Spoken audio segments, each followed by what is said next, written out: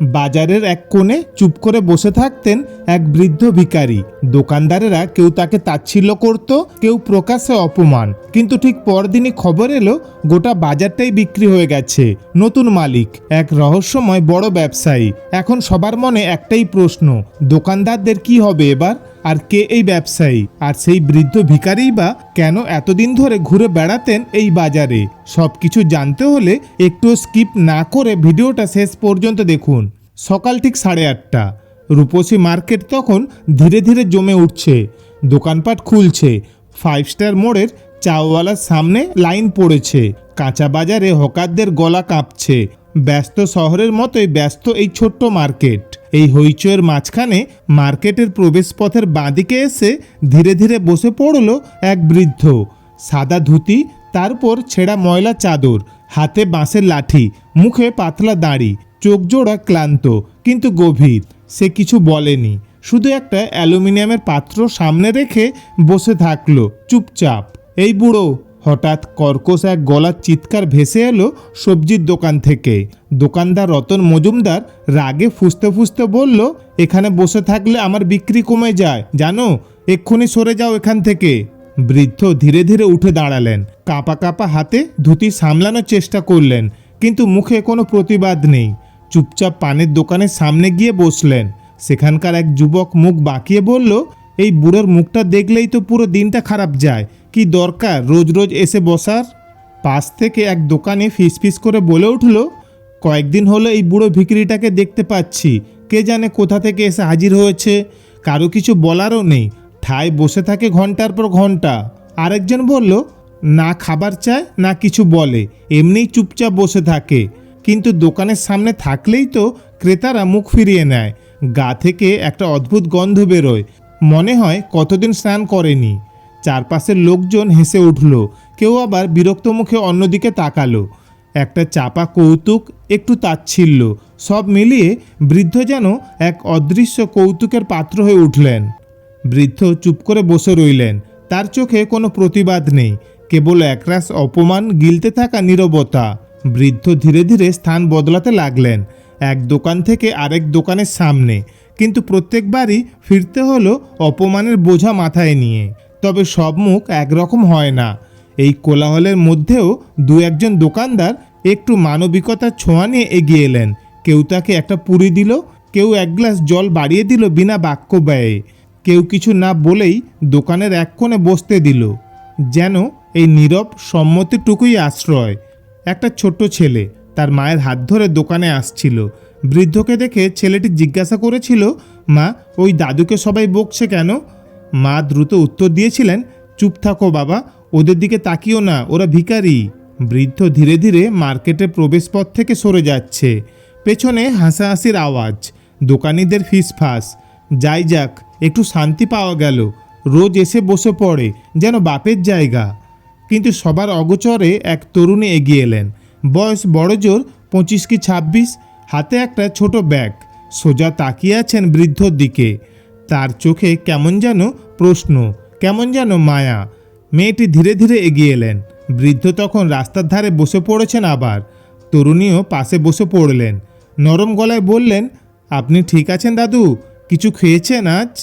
বৃদ্ধ মুখ তুলে তাকালেন, চোখে ক্লান্তির ছাপ, কিন্তু অভিমানও আছে কোথাও। হালকা হাসলেন, যেন নিজের অসহায়তাকে লুকোতে চাইছেন। বললেন, তেমন কিছু খায়নি রে মা, খুব খিদেও পেয়েছে। কেউ তো ভালো করে খেতেও দেয় না আজকাল। তখন মেয়েটি ব্যাগের ভেতর থেকে একটা ছোট্ট প্যাকেট বের করলো। দুটো লুচি, একটু সবজি আর একটা জলের বোতল। চুপচাপ বৃদ্ধের পাশে রেখে বলল নরম গলায়, দাদু, এটা খেয়ে নিন। বৃদ্ধ ধীরে মাথা ঘুরিয়ে তাকালেন, চোখে ক্লান্তি, অভিমান আর একটু কৌতূহল। কিছুক্ষণ চুপ করে থেকে জিজ্ঞেস করলেন, তোর নাম কি মা? এখানেই থাকিস? মেয়েটি হালকা হাসলো, আমি অনিতা, দোকান ওই গলির কোনায়, ছোট্ট একটা খাবারের দোকান চালাই। আসলে একটু ভিতরে পড়ে, তাই কাস্টমার তেমন হয় না। আজ খাবার একটু বেঁচে গেল, ভাবলাম আপনার জন্য নিয়ে আসি। তুমি হয়তো সকাল থেকে কিছু খাওনি। বৃদ্ধ প্রথমে কিছু বলতে যাচ্ছিলেন, তারপর থেমে গেলেন, একটু তাকিয়ে রইলেন মেয়েটির মুখের দিকে। তারপর বললেন, তুই চিন্তা করিস না মা, সব ঠিক হয়ে যাবে। দেখিস একদিন তোর দোকানে জায়গা হবে না বসার। মেয়েটি একটু হেসে বলল, আমার বাবাও একদিন ঠিক এমনই রাস্তায় পড়েছিলেন, কেউ পাশে দাঁড়ায়নি। আমি চাই না সেই কষ্ট আর কাউকে ছুঁয়ে যাক। একটু থেমে চোখ নামিয়ে বলল, বাবা তো ছোটোবেলাতেই চলে গেছেন। এই শহরে নিজেকে বড় একা মনে হয়। বৃদ্ধের চোখ জোড়ায় একটু চিকচিক করে উঠল। তিনি কিছু না বলে শুধু প্যাকেটটার দিকে তাকিয়ে থাকলেন। ততক্ষণে সূর্যের আলো আরও উজ্জ্বল হয়ে উঠেছে। মেয়েটি ধীরে ধীরে উঠে দাঁড়ালো। চলে যাওয়ার আগে একবার ফিরে তাকালো। সেই চোখ দুটি আবারও মিলল বৃদ্ধের চোখের সঙ্গে। এইবার কোনো শব্দ ছিল না, শুধু দুটো হৃদয়ের মধ্যে এক নিঃশব্দ সংলাপ। পরদিন সকালের বাজার তখনও ভালো করে জমে ওঠেনি। হঠাৎ করেই প্রতিটা দোকানদারের হাতে একটা করে চিঠি পৌঁছালো। কেউ ডাকপিয়নের হাত ধরে পেল, কেউ আবার দোকানের ঝাঁপের সাথে আটকে দেওয়া খামে। রতন মজুমদার প্রথমে ভাবলেন হয়তো পুরনো কিস্তির বিল এসেছে, কিন্তু খাম খুলতেই হাত কাঁপতে শুরু করলো তার। 2 দিনের মধ্যে আপনারা দোকান খালি করে দিন। সরকার অনুমোদিত একটা নতুন বাণিজ্যিক প্রকল্প এই জায়গায় গড়ে উঠছে। আপনার দোকান এই নির্মাণ প্রকল্পের অন্তর্ভুক্ত। ভবিষ্যতে এখানে তৈরি হবে মাল্টিপারপাস কমার্শিয়াল বিল্ডিং। নিচতলায় থাকবে মার্কেট ও খাবারের দোকান, রেস্টুরেন্ট, উপরের তলায় অফিস স্পেস। জমির নতুন মালিক অভিরূপ ব্যানার্জি। রতন দম বন্ধ করে চিঠিটা ভাঁজ করলেন। মুখ থেকে যেন এক নির্বাক শ্বাসও বের হলো না। নামটা পড়ে সবাই একে অপরের দিকে তাকাতে লাগলো। কে এই অভিরূপ ব্যানার্জি? এই নামটা তো কোনো দিন শুনিনি। এই মানুষটা এলো কোথা থেকে? এই মুহূর্তেই বাজারে সব কোলাহল থেমে গেল। দোকানদাররাও হঠাৎ করে স্তব্ধ হয়ে পড়লেন। একজন মাথায় হাত দিয়ে দুঃখ ভরা সুরে বসে পড়লেন, আমার দোকান ছাড়া আমি সংসার চালাবো কী করে? আর একজন চিৎকার করে উঠলেন, আমার মা বাবা অসুস্থ, ওষুধপত্রের খরচ সামলাবো কী করে? বাজারে সব দোকানদাররা যেন একসঙ্গে মাথায় বাজ পড়ে ঘুমিয়ে গেল। বাড়তে লাগলো নিস্তব্ধতার আড়ম্বর, আতঙ্কের ছায়া। তবে কে এই অভিরূপ ব্যানার্জি? সেই প্রশ্নের উত্তর সবার মুখে ঘুরছে। অভিরূপ ব্যানার্জির ছোটবেলার গল্প কেউ জানে না, তবে কাগজে কাগজে যে তথ্য আছে সে আজকের দিনে দেশের অন্যতম বড় প্রপার্টি ডেভেলপার। ব্যবসার ধরন কিনে নেয় অবস্থাপনার মধ্যে ডুবে থাকা বাজার বা এলাকাগুলো, তারপর সেখানে গড়ে তোলে মডার্ন কমপ্লেক্স। কিন্তু একটা অদ্ভুত অভ্যাস আছে তার। তিনি কোথাও বিনিয়োগ করার আগে ছদ্মবেশে কিছুদিন সেই এলাকায় থাকেন, সাধারণ মানুষের জীবন দেখে, বিচার করে তবেই সিদ্ধান্ত নেন। কারণ একবার প্রতারণার শিকার হয়ে তিনি সব কিছু হারিয়েছিলেন। সেই থেকেই প্রতিজ্ঞা, মানুষ দেখে বুঝে তবে বিনিয়োগ করবেন। তার বিশ্বাস, মানুষ যদি সম্মান দিতে না জানে, আমি সেখান থেকে ব্যবসা নয় শিক্ষা নিয়ে আসি। আর যদি মানুষ ছোট করে, তাহলে সেখানে আমি আমার ক্ষমতার উত্তর দিই নীরবে। সব দোকানদাররা মিলে গেল সেই ঠিকানায়, অভিরূপ ব্যানার্জির অফিসে। রিসেপশনিস্ট বলল, স্যার এখন মিটিংয়ে আছেন, আপনাদের একটু বসতে অনুরোধ করছি। প্রায় আধ ঘন্টা অপেক্ষার পর তাদের নিয়ে যাওয়া হলো এক বিশাল কনফারেন্স রুমে। ভেতরে ঢোকার পর বিশাল টেবিলের এক প্রান্তে এক চেয়ার ঘোরানো ছিল পেছনের দিকে। একজন ভদ্রলোক আস্তে আস্তে ঘুরে সামনে মুখ ফেরালেন। সবাই চমকে উঠল। যে কদিন আগেও ধুলো ধূসরিত জামা আর ছেঁড়া চাদর ঢাকা ছিল, আজ সেই ভিখারি স্যুট পরে বসে আছেন। এক বৃহৎ কোম্পানির কর্ণধার হয়ে, একজন বড় ব্যবসায়ী। চিনতে পারলেন তো? যাকে গতকাল অবহেলা করেছিলেন ভিখারি ভেবে, আজ সেই আপনাদের ভাগ্যের মালিক। কারণ আমি শুধু জমি কিনিনি, কিনেছি আপনাদের মানবতার পরীক্ষার উত্তরপত্র। ঘর জুড়ে নেমে এলো নিঃশব্দ এক স্তব্ধতা। একজন দোকানদার ধপ করে মাটিতে বসে পড়লেন। কেউ বা ফিসফিস করে বললেন, আমরা তাহলে কি ভুলটাই না করেছিলাম? অভিরূপবাবু উঠে দাঁড়ালেন। আপনারা আমাকে মানুষ ভাবেননি, আমি মানুষ দেখতে চেয়েছিলাম, পেয়েছি। তিনি সামনে তাকিয়ে বললেন, আপনাদের জন্য আমার একটা জবাব আছে, সেটা কাল সকালে আপনারা নিজের চোখেই দেখবেন। তারপর ঘর থেকে বেরিয়ে আসার পথে বাইরে দেখলেন সেই অনিতা এবং যারা তাকে সাহায্য করেছিল, 2-3 জন দোকানদাররা সেখানে দাঁড়িয়ে। অভিরূপবাবু হালকা হাসলেন, মাথা নাড়লেন, চিন্তা করো না, সব ঠিক হয়ে যাবে বলেই তিনি দৃঢ় মনোবল নিয়ে গেটের বাইরে বেরিয়ে গেলেন। পরে সকালবেলা অভিরূপবাবুর অফিসে আবার ডেকে পাঠানো হয়েছে সেই বাজারে সব দোকানদারকে। সবাই এসে জড়ো হয়েছে বড় কনফারেন্স রুমে। ঘরটা ধীরে ধীরে ভরে উঠেছে ফিসফাসে চোখাচুকিতে। অনিতা এক কোনায় দাঁড়িয়ে, তার পাশে দু একজন দোকানদার যারা আগের দিন বৃদ্ধকে এক কাপ জল বা একটু সহানুভূতি দিয়েছিল। সবাই বসে আছে নানা মিশ্র অনুভূতির মধ্যে।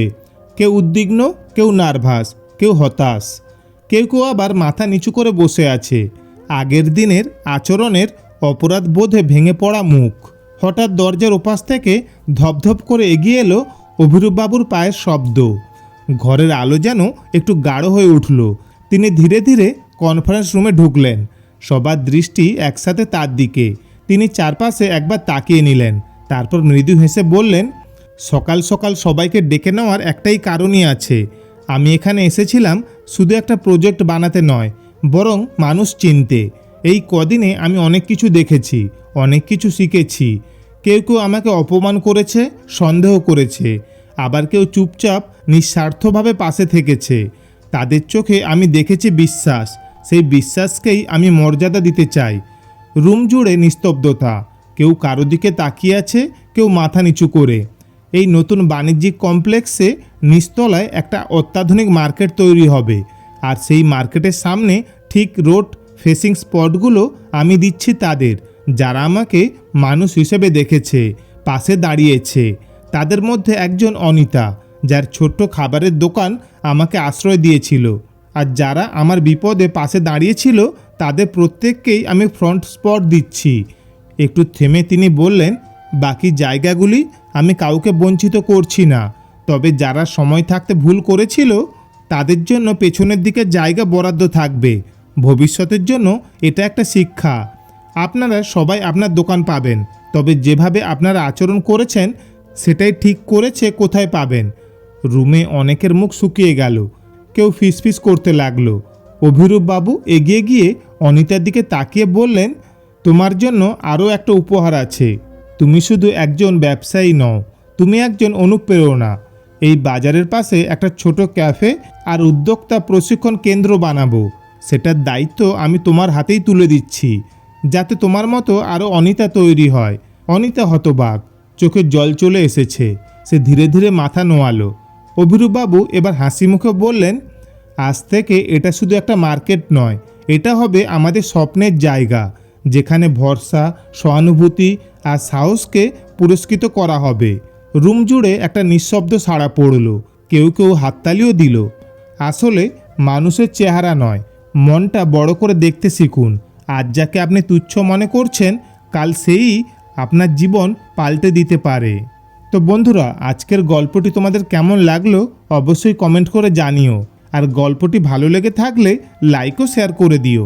ধন্যবাদ, ভালো থাকবেন।